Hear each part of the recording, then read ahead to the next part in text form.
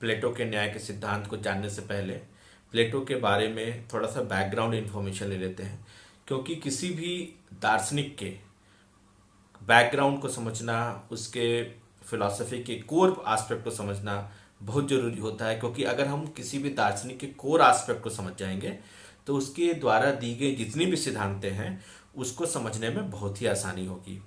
तो आइए प्लेटो के बैकग्राउंड के बारे में थोड़ा जान लेते हैं। प्लेटो के गुरु थे सुकरात, जिनको अंग्रेजी में सोक्रेटिस भी कहा जाता है, और उनके गुरु को मृत्युदंड दिया गया था।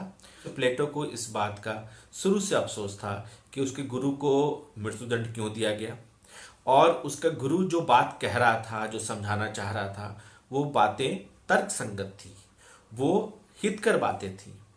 और इसी चीज को वो अपने लेखनी के रूप से, अपने फिलॉसफी से, अपने दर्शन शास्त्र के द्वारा वो लोगों को ये बताना चाहता है, वो समझाना चाहता है कि जो भी उसके गुरु के साथ हुआ वो सही नहीं हुआ। और इसी सापेक्ष में हम प्लेटो के न्याय को सिद्धांत को भी समझेंगे। सो आइए शुरुआत करते हैं प्लेटोज थियरी ऑफ जस्टिस, न्याय का सिद्धांत। तो प्लेटो ने अपने न्याय का सिद्धांत जिस पुस्तक में लिखी है उस पुस्तक का नाम है रिपब्लिक। और रिपब्लिक एक ऐसी पुस्तक है जिसमें डायलॉग्स हैं। डायलॉग्स का मतलब क्या होता है कि इसमें अलग अलग चरित्र हैं, अलग अलग कैरेक्टर्स हैं जो डायलॉग के माध्यम से एक दूसरे से वार्तालाप करते हैं। और उसमें एक सबसे महत्वपूर्ण कैरेक्टर है जिसका नाम सुकरात रखा है, सोक्रेटिस। तो प्लेटो ने बड़े अच्छे तरीके से अपने गुरु को भी एक पात्र बना रखा है, एक कैरेक्टर बना रखा है। तो इसमें क्या है कि वार्तालाप होता है, और वार्तालाप में सुकरात पूछते हैं बाकी बुद्धिजीवियों से कि न्याय क्या है, व्हाट इज जस्टिस, ये समझने की कोशिश करते हैं बाकी लोगों से। इसी संदर्भ में सेफलस नाम का जो व्यक्ति होता है वो ये कहता है कि जो चीज जिसकी है वो चीज अगर उसको दे दी जाए तो न्याय की स्थापना होती है। Whatever belongs to anybody, he or she should get those things back and then only justice will be done। उसका ये कहना था सेफलस का। तो सुकरात उसकी बातों का खंडन करते हैं और कहते हैं कि मान लीजिए कि एक व्यक्ति के पास उसकी तलवार है, बहुत ही शार्प एज्ड तलवार है, और वो व्यक्ति किसी प्रकार से अपना मानसिक संतुलन खो बैठता है। तो क्या वो तलवार उसको वापस करना न्याय संगत है? Is it justice? क्या ये न्याय है? आपने सही समझा, ये न्याय नहीं। फिर पॉलीमार्कस बोलते हैं कि उचित लोगों के साथ उचित व्यवहार करना न्याय है। उदाहरण स्वरूप दोस्तों के साथ दोस्ती निभाना और दुश्मनों के साथ दुश्मनी निभाना न्याय है। You have to be good with your friends and you have to punish your enemies.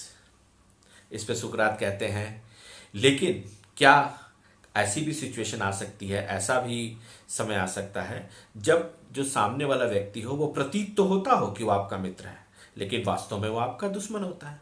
तो ऐसे सिलसिले में आप क्या कहेंगे? ऐसे सिलसिले में किस प्रकार का व्यवहार उसके प्रति न्याय उचित होगा? क्या होगा न्याय? आगे चलते हैं। ट्रेसिमेकस अपना मत रखते हैं। वो ये कहते हैं कि न्याय जो है वो इंटरेस्ट ऑफ द स्ट्रॉन्गर का होता है। इसका मतलब कि जो भी व्यक्ति, जो भी समूह मजबूत होता है उस समय में, उसी के हित को ध्यान में दृष्टिकोण रखते हुए न्याय की स्थापना होती है। तो सुकरात उनकी बात को भी काटते हैं और कहते हैं लेकिन राजा का यह कर्तव्य होना चाहिए कि वो संपूर्ण प्रजा को देखे, ना कि केवल उस वर्ग को जो शक्तिशाली वर्ग है। तो इस सिलसिले में भी वो न्याय की जो अवधारणा है ट्रेसिमेकस द्वारा जो दी गई है उसका भी खंडन करते हैं। तो अंत में सवाल ये उठता है कि न्याय वास्तव में है क्या? प्लेटो का कहना है कि किसी व्यक्ति के अंदर 3 तत्व होते हैं, विवेक, शौर्य और तृष्णा। और इन तीनों तत्वों का सही ढंग से आपस में मेल जोल बना के रखना और प्रॉपर कोऑर्डिनेशन के हिसाब से काम करना, तभी एक व्यक्ति सार्वंगिक विकास कर सकता है और सही तरीके से न्याय की स्थापना हो सकती है। प्लेटो ठीक इसी प्रकार से राज्य को भी देखता है और वो कहता है कि जिस प्रकार ये तीन तत्व हैं उसी प्रकार राज्य के भी तीन तत्व होंगे। विवेक जो राजा से संबंधित होगा, शौर्य जो सैनिक वर्ग से संबंधित होगा, और तृष्णा जो उत्पादक वर्ग से संबंधित होगा। और ये तीनों वर्ग राज्य में, समाज में अपना अपना कार्य करेंगे और किसी दूसरे के कार्य में अनावश्यक हस्तक्षेप नहीं करेंगे, तब जाकर न्याय की स्थापना होगी। तो प्लेटो ने न्याय की स्थापना के लिए संपूर्ण राज्य को, संपूर्ण समाज को तीन वर्ग में बांट दिया। एक राजा का वर्ग, शासक वर्ग, एक सैन्य वर्ग, सैनिक वर्ग, और तीसरा व्यापार वर्ग। और ये तीन वर्ग में जो वर्गीकरण है प्लेटो का, इसको उस कॉन्टेक्स्ट में भी देखा जा सकता है कि स्पेशलाइजेशन की बात प्लेटो करते हैं कि स्पेशलाइज्ड लोग होंगे स्पेशलाइज्ड कार्य करने के लिए। अब सवाल ये उठता है कि राज्य में तीन वर्ग तो हो गए, लेकिन क्या ये कैसे डिसाइड होगा कि कौन सा व्यक्ति किस वर्ग में जाएगा? क्या ये बाय बर्थ होगा? कैसे होगा? तो इसी चीज को समझाने के लिए प्लेटो जो है वो अपना अगला सिद्धांत लाते हैं, और वो सिद्धांत है शिक्षा का सिद्धांत, जो मैं अगले लेक्चर में डील करूंगा। लेकिन मोटे तौर से आप ये समझिए कि शिक्षा के आधार पर ही जो सबसे अधिक शिक्षा पा गया वही शासक वर्ग में आएगा, उससे जो थोड़ा कम शिक्षा पाता है वो सैन्य वर्ग में जाएगा, और उससे जो कम शिक्षा जो पाता है वो उत्पादक वर्ग में जाएगा। शिक्षा जो है वो बेसिस बनता है कि कौन सा व्यक्ति किस वर्ग में जाएगा। So education becomes the basis for assigning a person to either ruling class or to either military class or to the artisan class. So education became very important. ठीक है। अब इसका क्रिटिसिज्म क्या होगा? क्रिटिसिज्म सबसे पहला ये होगा कि ये लोकतांत्रिक नहीं है। जैसा मैंने कहा कि ये लोगों के द्वारा चुनी हुई सरकार नहीं होगी। ये शासक वर्ग जो है ये शिक्षा के आधार पर बनेगा। तो इसका मतलब ये हुआ कि यह निरंकुशता को भी जन्म दे सकता है।